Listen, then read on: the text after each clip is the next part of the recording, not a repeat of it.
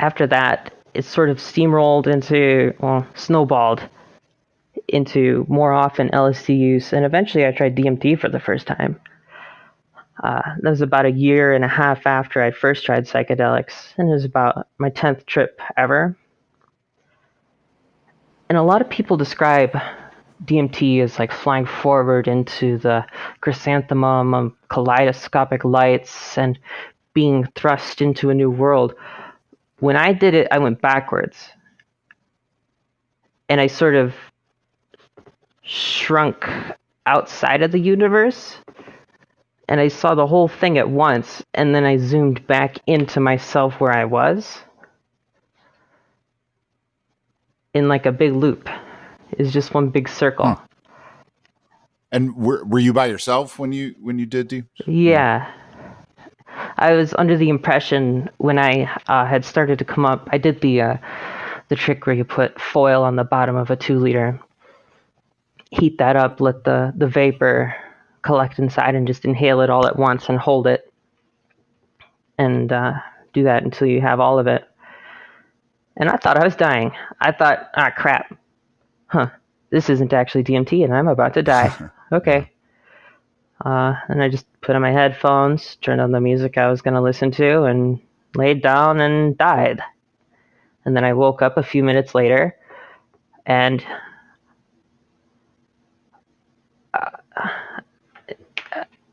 just ineffable, really, at that point. It was so profound that everything was connected in this big loop.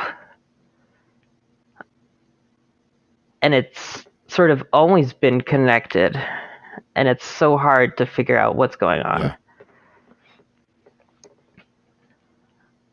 But it gave me a sort of reassurance that it's really all fine. There's not really a lot to be worried about. It all works out. It's just a little turbulent at times. It's part of the experience. It wouldn't be the same without it. And another big thing I gained from that was synesthesia, full spectrum synesthesia without psychedelics in my daily life. And that was the whole seeing more in everything that I was getting while I was on psychedelics. And it was a very natural feeling type of extra sense, I guess. And what exactly is that?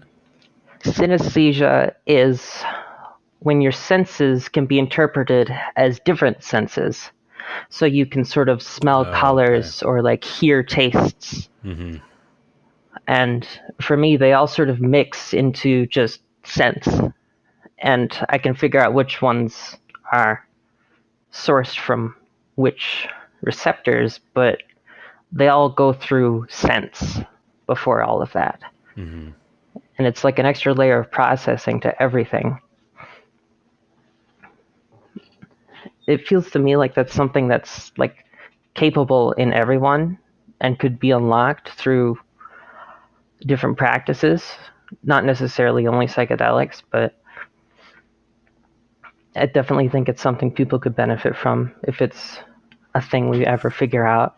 Yeah, I mean, I've talked about this before with people, and actually when this summer when I met with a psychic medium, and she even said, and I've had this idea, she's like, that everybody is psychic. It's just that some people are, their senses are more aware, that they notice that they have, like, almost like you said, an extra sense, and that it's all kind of everything. And it really makes sense. How could I sit here and talk about how the brain is so amazing and capable of so many things, and I've experienced that through psychedelics, and not think that the brain has extraordinary capabilities at all times. And what is your brain but a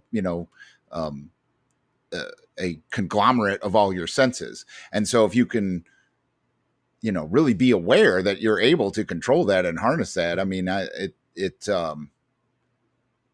yeah, I think you could say that you didn't get synesthesia from DMT. You realized you had it, like almost.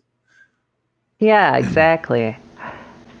Yeah, it's like I realized there are extra lanes on the road that I wasn't using.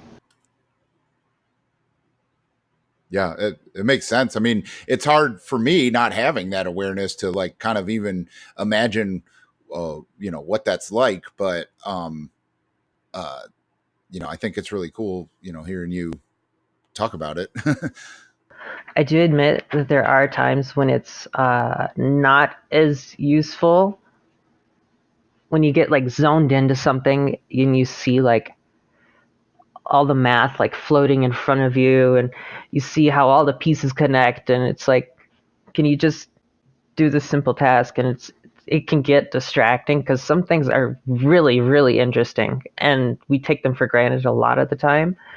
And this sort of brings back that wonder that I had when I was a kid that sort of, I guess, got covered up by the minutiae of everyday life. What's an example of that?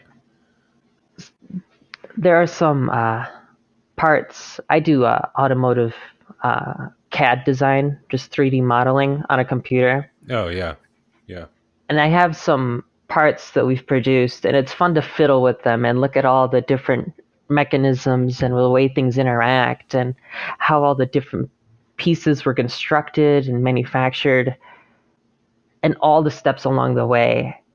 And just seeing all that just by looking at it without needing all the details, and it's all just there in full and grasping all of that just in a single sense. Like I could just touch it and I know all that stuff. It's really weird. At first, it was a lot like sensory overload because everything was just coming in crazy, like static, and it's hard to function like that.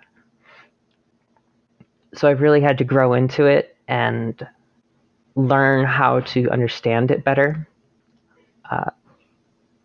But I do often find myself getting carried away with like a Wikipedia article, and I know that's a common thing, but seeing how the different pieces connect to so many different pieces in the background that we aren't aware are connected is very intriguing, and you get a lot of hidden information just by looking at anything. I know people talk about like coincidences and synchronicity. It's like that to a whole new extreme.